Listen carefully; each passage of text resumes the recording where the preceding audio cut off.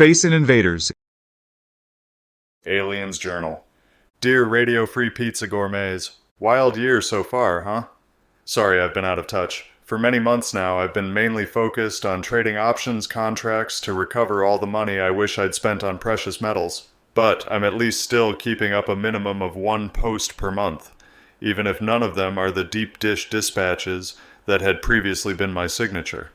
While the latest release of much redacted Epstein files has once again made me regret my trademark username and title of this publication, though this doesn't excuse my neglect in covering the U.S. Immigration and Customs Enforcement's late January execution of Alex Pretty in my hometown the week before.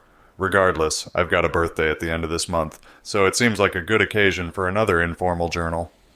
Anyway, maybe you've heard that last Thursday, U.S. President Trump ordered the release of classified materials on extraterrestrial life. This came on the heels of a 14th February interview with former President Barack Obama, in which he called aliens, quote-unquote, real. Though he walked those comments back the next day, saying that he, quote, saw no evidence during my presidency that extraterrestrials have made contact with us, end quote. His successor, who notably established the U.S. Space Force in 2019, would soon claim that Obama gave classified information before directing his Secretary of Defense to prepare those documents for public consumption.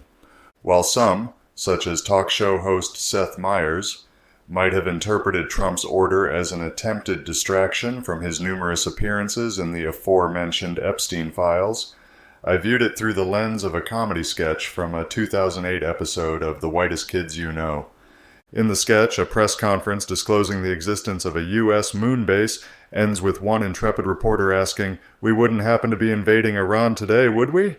Before the press secretary's face breaks into a smile and he admits, "You got me." So you can imagine why, given the transit of the USS Gerald R. Ford from the Caribbean Sea, where it had been stationed in 2025 until the successful kidnapping of the Venezuelan president earlier this year, along with dozens of fighter jets from North America and Europe to join the USS Abraham Lincoln in the Middle East, it seems clear that the U.S. stands prepared for the Islamic Republic of Iran to fall short of Trump's demands for a quote-unquote meaningful deal, whatever that is, over the next probably 10 days. While diplomatic negotiations will resume tomorrow, Iranian officials strongly criticized Trump's claims in his State of the Union address last night, accusing the president of spreading, quote, big lies about Iran's nuclear program, missiles, and recent unrest, comparing its messaging to propaganda tactics. Parliament Speaker Mohammad Bagher Kalibaf warned that Tehran would respond forcefully to any military attack. Since the Russian Federation and the People's Republic of China have been conducting the Maritime Security Belt 2026 naval exercises with Iran, as they did last year, we can hopefully expect any U.S. aggression to wait until after they've departed. This week's failure of the sewage system aboard the USS Gerald R. Ford adds a little comedy to the situation, with 6,500 sailors having only a handful of working toilets. However, the National Review promises us that the Ford will accomplish its mission with or without flushing toilets. Regardless, when it comes to whether all this presidential talk of extraterrestrial life is a distraction from the Epstein files or from an impending U.S. strike on Iran, why not both? After all, in my opinion, it's clear to anyone with a brain that Jeffrey Epstein was an Israeli Institute for Intelligence and Special Operations, Mossad, asset, though some, mainly in the British press, seem to have misplaced theirs, and that the State of Israel would be the prime geopolitical beneficiary of any U.S. attack on Iran, given, at a minimum, though maybe least of all, the two countries' military exchanges in the summer of last year. Of course, if the U.S. hadn't already involved itself in the campaign against the Islamic Republic, then we might have to worry that Israel would attack the U.S. itself to draw it into the conflict, as they did with the USS Liberty during the Six-Day War in 1967.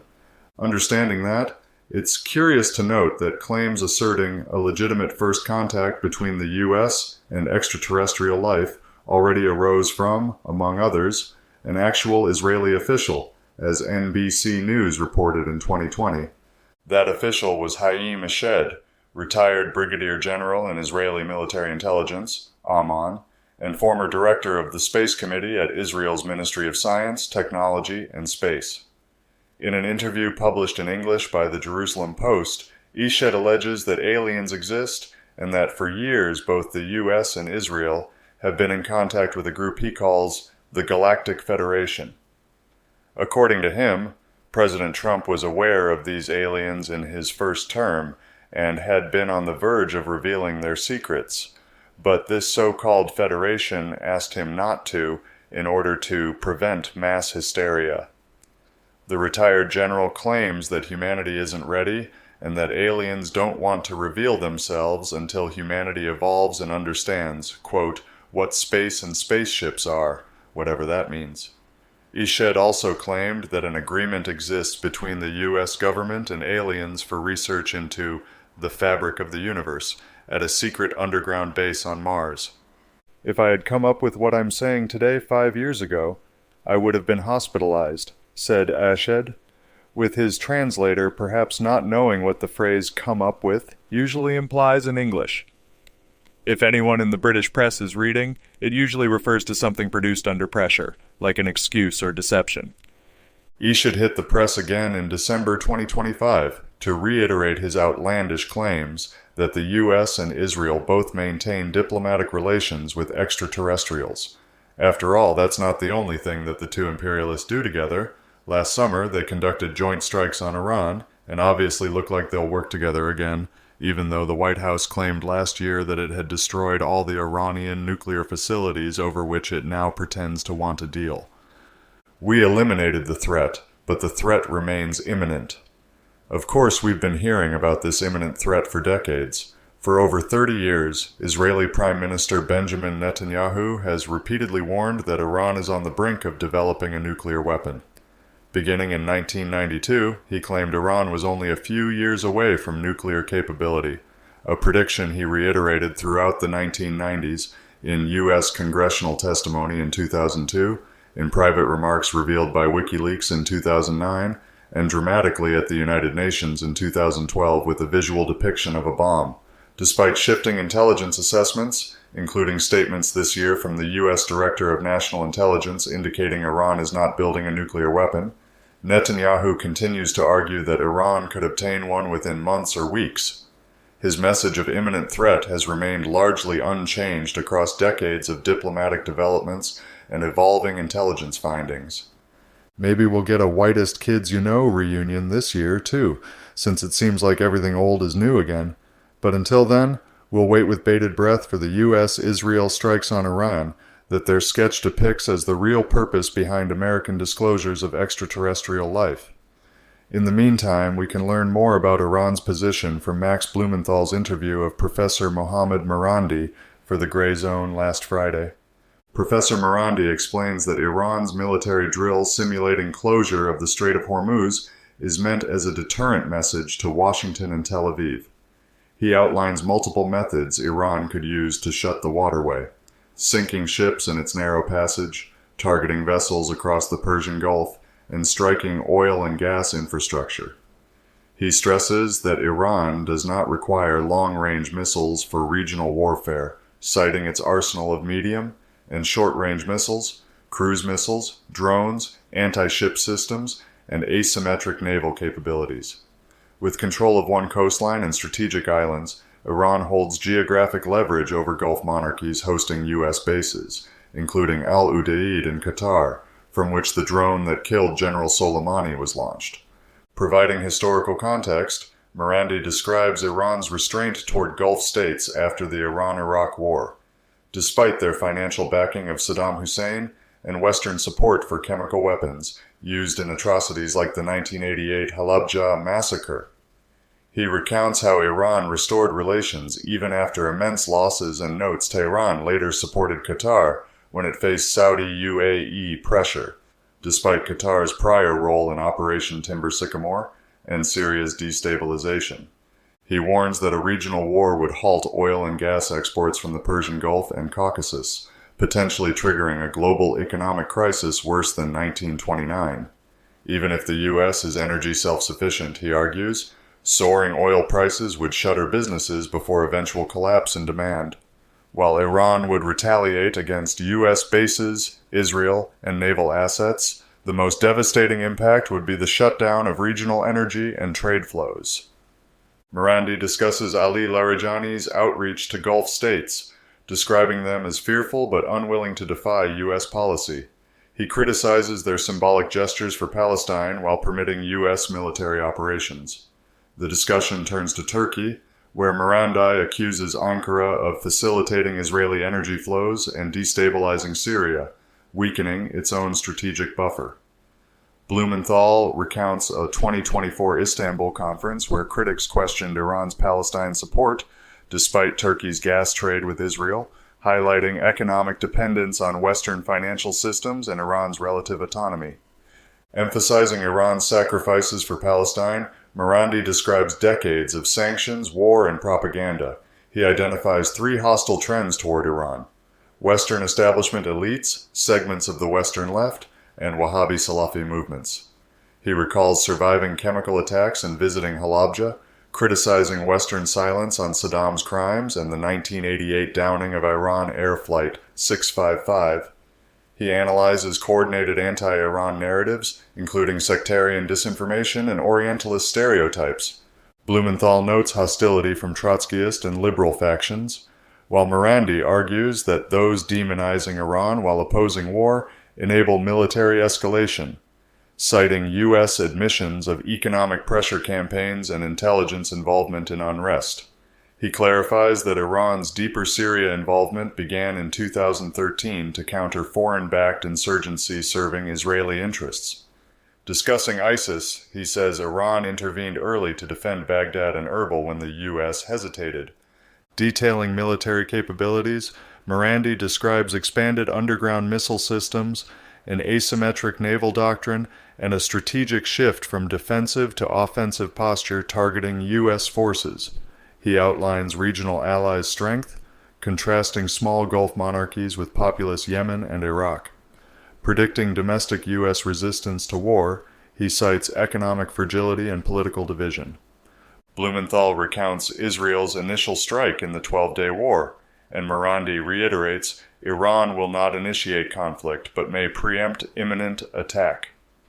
He notes expanded Iran-Russia-China cooperation, describes hostile Western media appearances in which he clashed with surprise guests supporting the former Iranian monarchy, and cites massive Iranian counter-demonstrations following riots, dismissed by some Western commentators.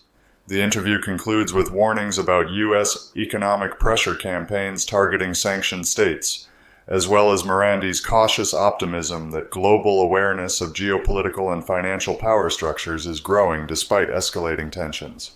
Of course, the pair never got around to talking about aliens. Undoubtedly, they'd agree that the topic is silly nonsense compared to the imminent threat of an armed conflict that might include nuclear powers like China and Russia, or for that matter, that Israel finds itself on the losing side, and decides to execute its Samson option and deploy the nuclear weapons it developed with technology stolen from the U.S. and other allies. Still, some of you with a predilection for the paranormal might wonder if aliens like those that Eshed described wouldn't intervene to prevent a nuclear exchange.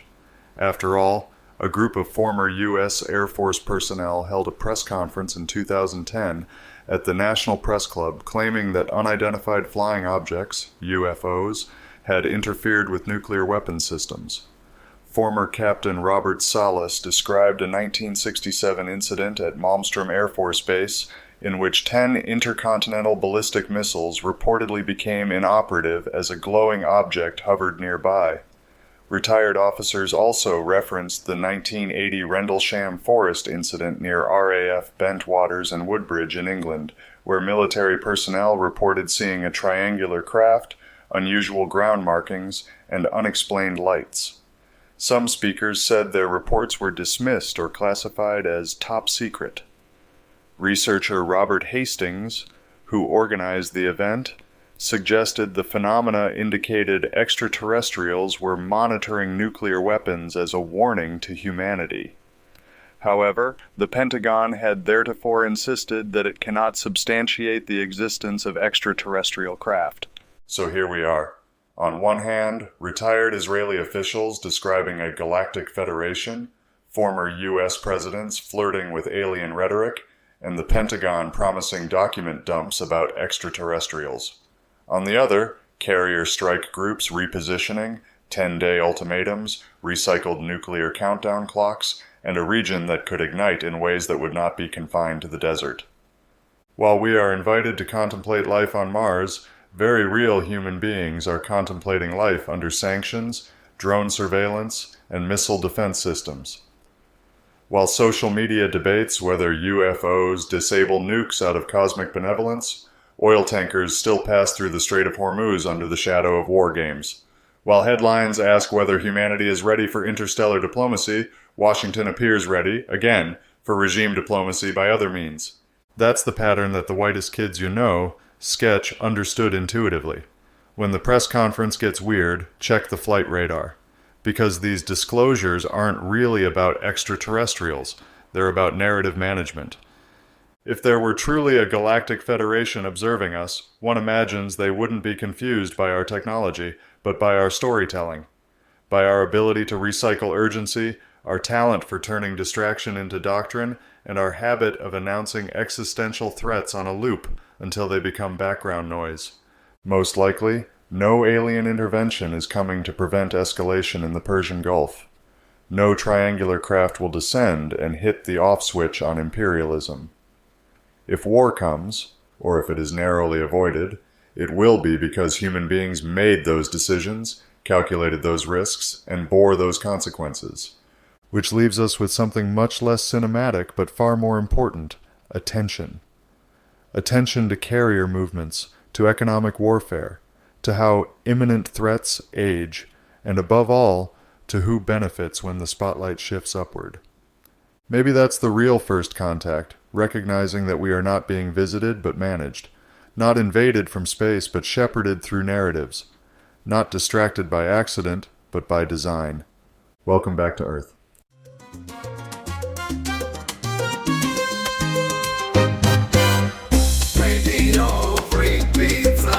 Radio Free Pizza is a reader-supported publication and listener-supported podcast.